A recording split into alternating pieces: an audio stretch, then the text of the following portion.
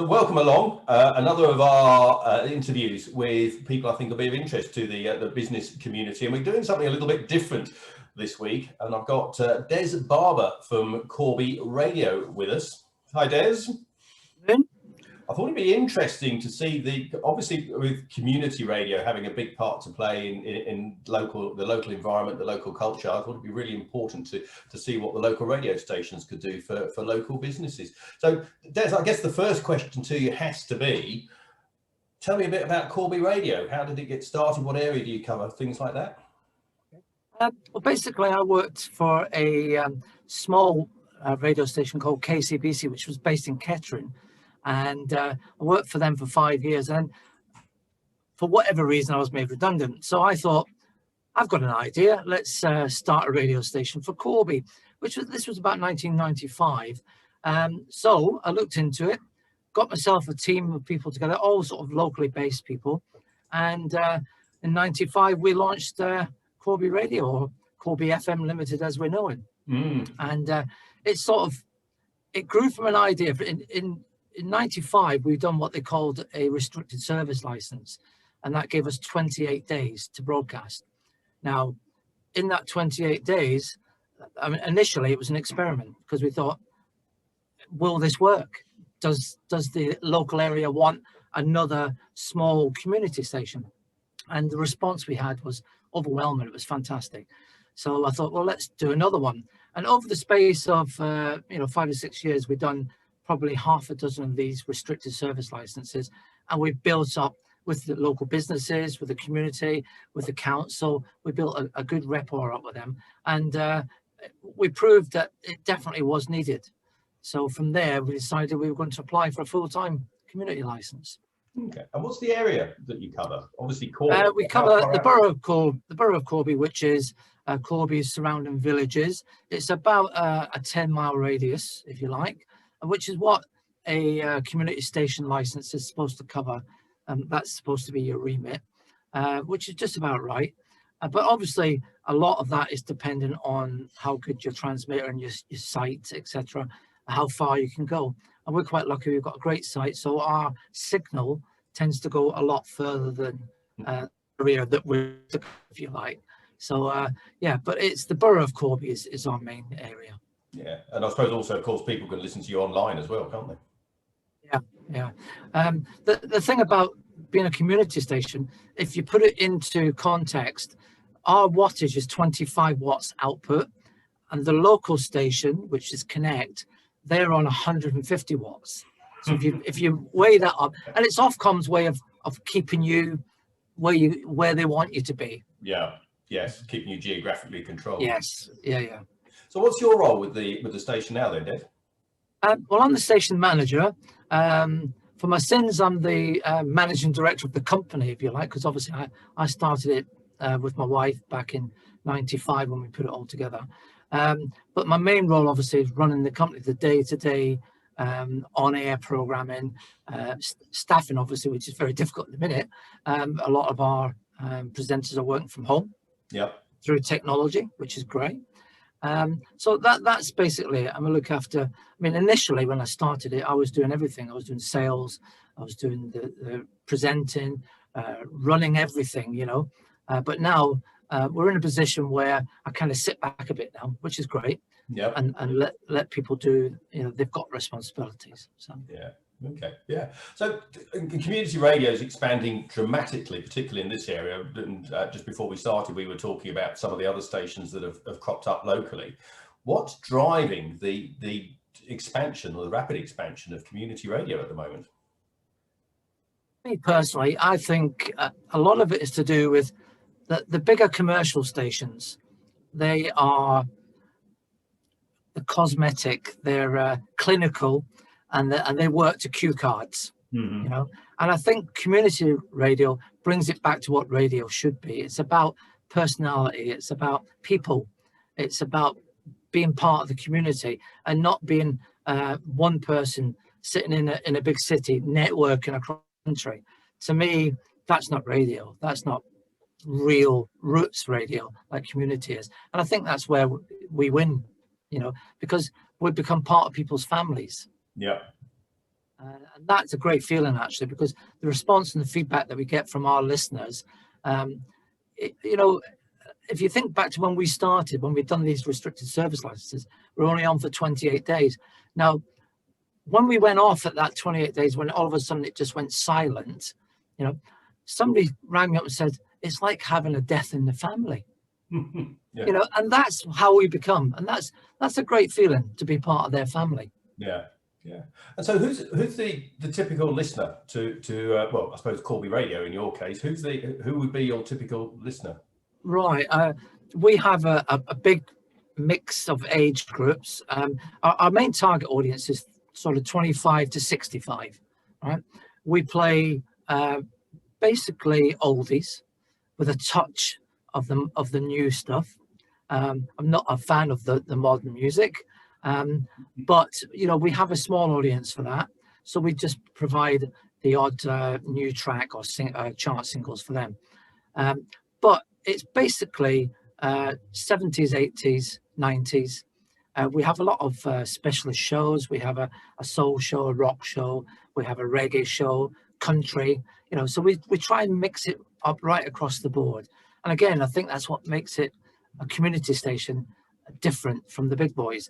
They tend to, musically, they have perhaps a record library of, say, 2,000 tracks, and they just repeat them. And that's what keeps coming out over and over. You know, whereas we've got perhaps 30,000, and the chances of a repeat, unless they're asked for as a request, is quite low. So it's personal. Yeah. Okay. And then, I mean, typically your listeners, then, you've got such an age range. Is your typical listener maybe somebody at home looking after the kids? Is it somebody who's the kids have left home and they're on their own now? Is it? I mean, what's the sort of typical person? I think at the minute the big answer is most of them are at home. Yes, hopefully. Very good point. Yeah. Hopefully that'll start changing. Yeah, we have a lot of people who listen to us at work. Mm-hmm. You know, we have all the big companies. We have RS Components, Avon. I could drop a few names here. Weetabix. They've all got us tuned in, blasting out in the factories. Oh, brilliant. Yeah. So we know by the feedback that we've had that we're the preferred station. So if they're listening to us, a captive audience, isn't it? They then go home and listen to us at home. They listen to us in the car. Yeah. And obviously that's where our advertisers, the businesses who support us, they win through that, because we are targeting their targets, if you like, for them. And I think that's community station. Yeah, absolutely. Again, actually, it brings us nicely onto the other side of community radio, of course, because we've talked about the music, we've talked about the presenters and the listeners, but obviously you're also playing a role in the community, as the name suggests. Exactly. Our slogan is the voice of Corby, and that's how we see ourselves. And that's not just to contact through businesses, because I think it's really important that businesses can use us, okay? But it's also, like you say, the community use us to tell the people within their community what they're doing, the help they need, particularly, you know, through our voice feature, and also the fact that we're here as a hub for everybody. Yeah. And does the station itself actually form part of the community as well? Because we were talking before we started recording about I think it was the academy that you used to have, which is obviously a focus for the local community to come in and learn about radio. Do you have a role from that perspective as well? Yeah, we just, like I said to you earlier, we do have an academy system. Unfortunately, we've moved into much smaller premises now, so that's on hold at the minute. And before COVID struck, then we were planning to have small workshops, because a lot of the people who are involved with the station actually were listeners originally, and we sort of encourage people out there to say, look, if you've never had a go at radio, you're not going to get a chance with the big boys. You know, come and have a go with us, and we'll train you up. And a lot of them are a bit worried about that situation, but I mean, I've got youngsters who perhaps have never been in front of a microphone. Now you can't get them off. Yeah. So it's about in growing, encouraging, and mentoring, if you like. So. Yeah. Oh, excellent. Excellent. Now let's talk a little bit about what local businesses would get from community radio as well. So what are the benefits that a local business owner might get from working with a local radio station, a community radio station such as your own? Again, I'm going to use the word personal touch, because with businesses, we like to offer them a great service. They know that we are the preferred station. They know that our target audience is the same or similar to what they're looking to sell. And we work with them on that. And the beauty of the way we can work with our packages that we sell to them is they're flexible, right? And again, unlike, and I keep quoting the big boys, but they are restricted. They're laid out in black and white, what they can do for businesses. We're not. We can be flexible. We can extend. We can put adverts in places where they specifically want them to be placed. So we're helping them to build up their audience, what they want to get back from the business that they're putting onto the radio. Yeah. And actually, because you talked about the packages as well, they don't have to come to you with a ready-made advert or an idea of what their marketing needs to look like. We do that. We've got production companies. In the early days, I used to do them all myself, and we used to do that on reel to reel, back in the day. But now we have 2 or 3 production companies. All we do is we get a brief from the company, we send it to them, get the script written up, get it approved, and then it could be on air within a couple of days. Yeah. It's that quick. And obviously they approve the advert once it's been produced. Yeah. And it's all produced by professional voiceover people. So how would a local business engage with Corby Radio then? What would they need to do to get some adverts on Corby Radio? Well, basically, they can do a couple of things. They can email sales@corby.radio, or they can give us a call. I'm here most of the time. And of course, the sales were there on furlough at the minute, but they're working from home. So it's easy. All you got to do is pick up the phone, give us a call. It's Corby 265-666. If anybody's interested, give us a call and we'll have a chat. We can work them. Now, people who have never advertised before, they get a bit nervous. Say, well, how do I do this? How do I go about this? Seriously, it's easy. And we try and make it as comfortable and as friendly as we can. Yeah. Okay. Yeah.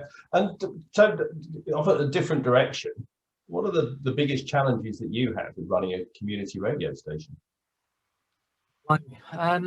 Obviously, the current situation is very difficult because a lot of our advertisers and sponsors have been closed.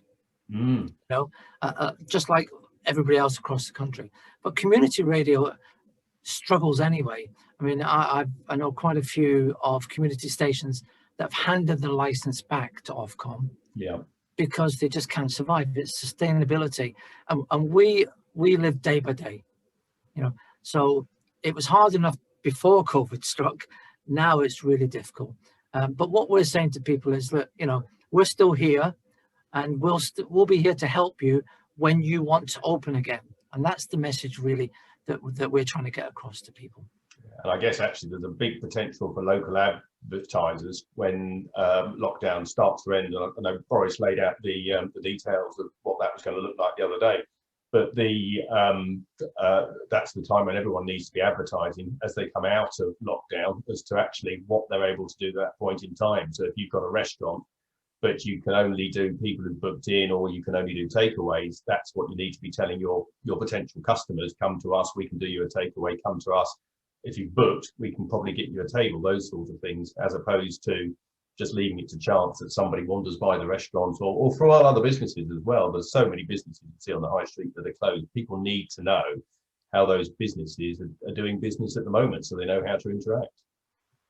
Because we've got the thing at the minute with social media, and this is where a lot of businesses tend to be of the opinion that, well, if I can put it on Facebook or Twitter or whatever, I don't need to advertise on the radio.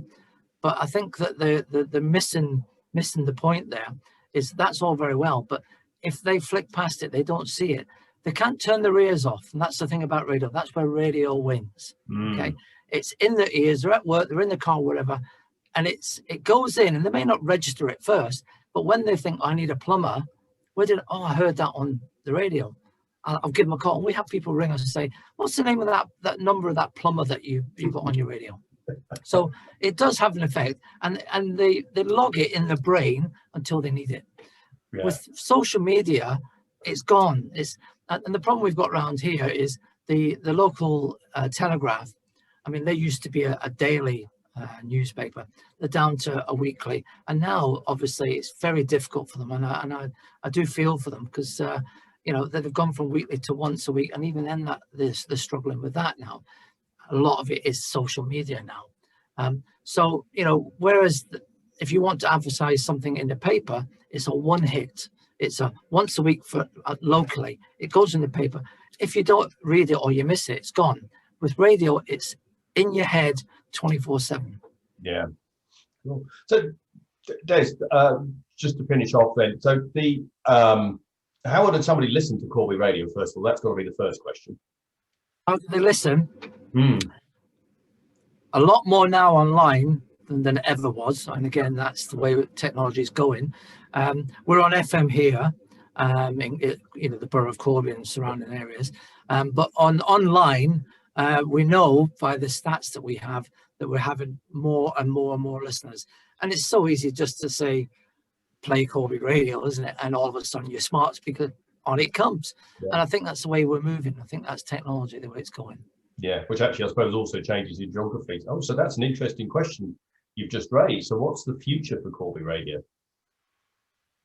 That's a great question. Ask me that in 5 years' time. That's probably the best way to say that.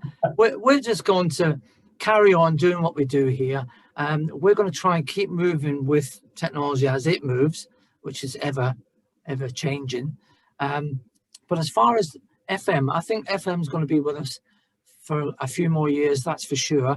DAB's not doing anything they thought it was going to do. It's not as great as what they all thought initially. It's got lots of problems, and it costs so much money. So we're not going to head down that line just yet.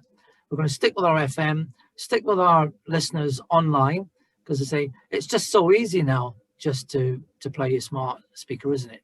Yeah. So a lot of people do that rather than switching the radio on. But yeah, I think we'll be around for a while. Good.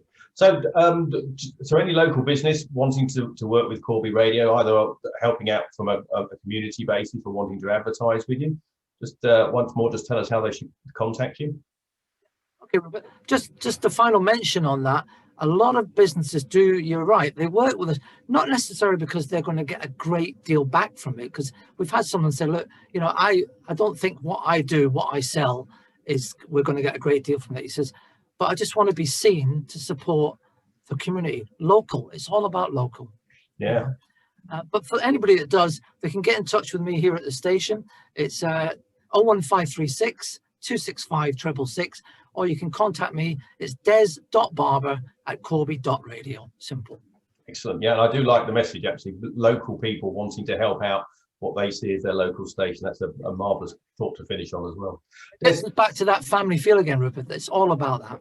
Yeah. It's all about community, is all about family. Yeah. Des, thanks for your time today. Been lovely talking to you, and I'll keep listening to Corby Radio. Thank you. Yeah, take care. Cheers.